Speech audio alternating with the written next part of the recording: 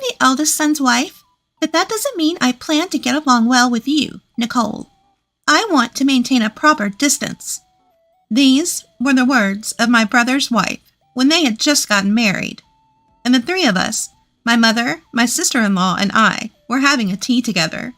While it's true that maintaining a proper distance is important, I still remember being stunned by her audacity to say such a thing to us directly. The reason we had tea together was because my mother wanted to build a closer relationship with Amanda. Apparently, she didn't realize that my mother was trying to be considerate, and I was disappointed about that. After we got home, I sighed at her words and attitude. My mother, smiling, a bit lonely, saying, "She must still be feeling tense." My name is Nicole. I'm a 33-year-old office worker.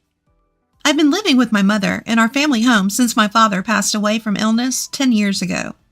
My brother and younger brother both have their own families, but I have no plans to marry yet. It's not that I don't want to get married, but I find my job fulfilling and am satisfied with my current life. One evening, my smartphone rang. The display showed my sister-in-law's name, Amanda. She just had her first child recently. It was very unusual for her to call me. As I answered the call, she said, "It's been a while, Nicole. I just gave birth the other day, but I haven't heard anything from you. Normally, I would expect my sister-in-law to offer congratulations on the birth." I thought to myself, she hasn't changed a bit, as she began the conversation with such a blunt statement. She is the same age as me and has been married to my brother for 7 years. My brother is head over heels for her. I would never say it out loud, but I have never liked her. She tends to make sarcastic remarks and has a nagging way of speaking. For some reason, she doesn't act this way towards my brother. "Amanda, it's been a while. I should have contacted you sooner. I apologize. Congratulations on your childbirth." I had been busy with work, and since my sister-in-law had just given birth, I thought she would be busy too, so I held back from reaching out, but that seemed to have backfired. However, in her case, it would be wise not to mention that. I had once apologized to her for something and used work as an excuse, only to receive an annoying response like, "Are you trying to show off how busy you are because I only work part-time? You don't have to brag about it." Of course, I had no intention of showing off. As I apologized sincerely, she snorted. "Well, whatever. You should come see the baby sometime soon. She's a cute little girl. You're enjoying your single life and working hard, so I'm expecting a nice baby shower gift from you." That's her real purpose, I thought, feeling disheartened. Although the baby is my adorable niece, and her birth is indeed something to celebrate, I couldn't help but wonder why my sister-in-law had to make such unnecessary remarks. I just wish she would let me offer my congratulations with genuine feelings in my own time. "All right, I'll come visit with my mother on a day that works for you." "Oh, please don't bring your mom. I'm not good with her. Besides, I already introduced her to the baby when we left the maternity ward. We even got the congratulatory money from her." I felt irritated by her words. What kind of attitude is that? It's as if she's saying there's no other reason to meet my mother other than for a celebratory gift. Besides, is it right for me to hear about how difficult her mother-in-law, my mom, is to deal with? Okay, I understand. Please let me know a convenient day, and sorry, but I need to go. I need to take my dinner break now. Amanda's insensitive remarks weren't anything new. But I didn't want to feel any more uncomfortable, so I just replied casually and hung up the phone. I felt very uneasy. Seeing me come down the stairs with a scowl, my mom, who was preparing dinner, tilted her head. I thanked her for the meal she served and told her about the conversation with Amanda. I was so upset, I had to vent to my mom. "Well, that's too bad, but there will be plenty of opportunities to see the baby," my mom said nonchalantly, seemingly unfazed by Amanda's words. "But it's been quite a while since she married my brother, and her attitude is just too much." "Your anger on my behalf makes me happy. By the way, I couldn't give it to you the other day because I wasn't ready. But could you take this with you as well?" Despite hearing my complaints, my mom still wanted to give an additional gift. I smiled bitterly at the wrapped present. "Mom, you're really too kind. All right, I'll make sure to give it. It's a celebration for the baby, after all." My mom nodded with a smile. There's a lot to think about when it comes to my sister-in-law, but it's for my adorable niece. I decided to think of it that way. On the day I went to Amanda's house, I ran into my younger brother's wife, Emily, on the way. She was also invited to the house, just like me. Emily married my brother 4 years ago and quickly became pregnant and gave birth. She's currently pregnant with her second child.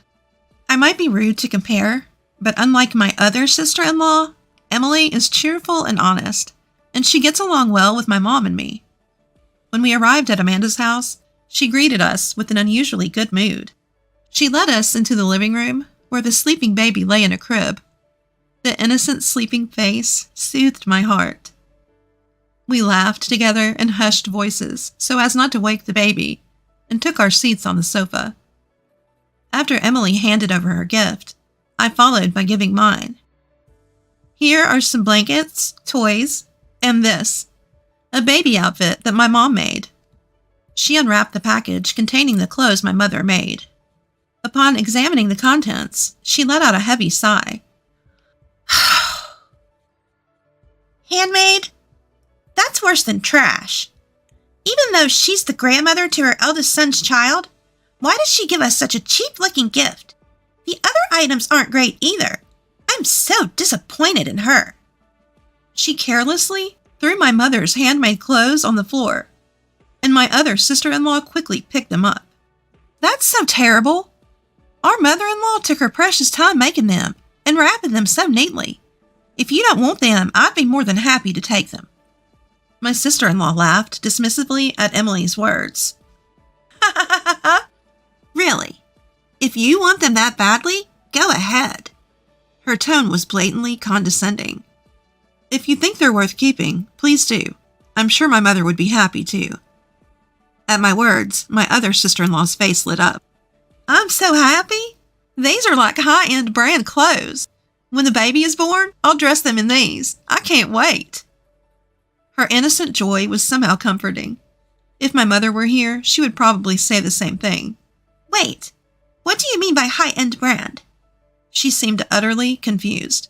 After the 3 of us siblings became independent, my mother started selling her handmade crafts online, using her skills in sewing and other hobbies. Compared to when she started, her work is now considered a high-end handmade brand due to the quality of materials and design. The handmade aspect makes them rare and valuable, and she even received collaboration requests from luxury brands. Amanda had no interest in me or my mother and kept her interactions to a minimum, so she was unaware of this. My brother should have known, but perhaps he didn't feel the need to mention it. After I finished explaining, she said, "I never heard about that. Wait, that changes things. Give it back." She tried to snatch the clothes back from my other sister-in-law. I quickly intervened, sitting between them, and managed to keep her safe. "What would you do if something happened to Emily and her unborn baby?" My sharp tone seemed to hit a nerve with my sister-in-law. Her face turned red, and she started venting her emotions like steam from a kettle. "Nobody would think that clothes made by my mother-in-law as a hobby would be a high-end. It's like a trick, you sly woman," she began. "Nicole gets to continue doing what she loves even though we're the same age, and it's not fair," she continued. "Emily, ignoring me as the elder sister-in-law, had a baby right away and is already expecting her second. It's so sneaky. Show some consideration and hold back a little." In summary, that was her rant. Most of it had nothing to do with the current situation, and it seemed like the majority was jealousy towards me and Emily. I got the feeling that I finally understood why she was always so harsh towards my family members other than my brother. Upon getting married, she quit the job she loved and switched to part-time work to focus on housework and trying to conceive. In the midst of that, she may have harbored resentment towards me for having the freedom to work and my other sister-in-law for her quick pregnancies. But that's a separate issue. It doesn't mean she can say whatever she wants or destroy someone's heartfelt gift, whether it's high-end or not. Amanda's emotions exploded, and she started crying loudly, which caused the baby to cry as well. As Emily, who was worried about the baby, tried to approach, Amanda restrained her, yelling, "Don't touch my child!" Emily and I were at a loss for what to do when my brother came home from work. Seeing his wife and baby crying in this strange situation, my brother's face contorts. What happened? Well, as I explained the situation to my brother, who picked up the crying baby to soothe it, he apologized to Emily and me. "I'm sorry. Amanda might be a bit neurotic from her first time parenting. Emily, I'm sorry to trouble you when you're pregnant. Are you feeling okay?" His concern for Emily's well-being seemed to upset his wife even more, and she yelled at him. "Don't flirt with someone else's husband when you're pregnant!" My brother scolded her, saying, "Stop it!"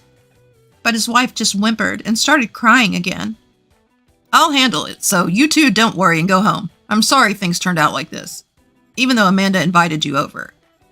As my brother looked apologetic, we left their house. Outside, the sun was starting to set, and it was getting dark. I wonder if Amanda's all right. I understand how she feels since I was tense during my first pregnancy, and it was tough mentally. On the way home, despite having been verbally abused, I still worried about Amanda. My mom and Emily are such kind-hearted people. At least it doesn't seem like she was hurt by the harsh words, which makes me feel a bit relieved. Don't worry, my brother's there, so everything will be fine. As I tried to cheer her up, a smile finally returned to her face. A few hours later, after dinner, I returned to my room and picked up my phone to find multiple missed calls from my sister-in-law, Amanda. Yikes! At this point, I had a bad feeling. As I hesitated, my phone vibrated again, and her name appeared on the screen. I wanted to turn the phone off, but, resigning myself to the situation, I answered the call. "Why didn't you answer sooner?" I responded to a clearly irritated Amanda.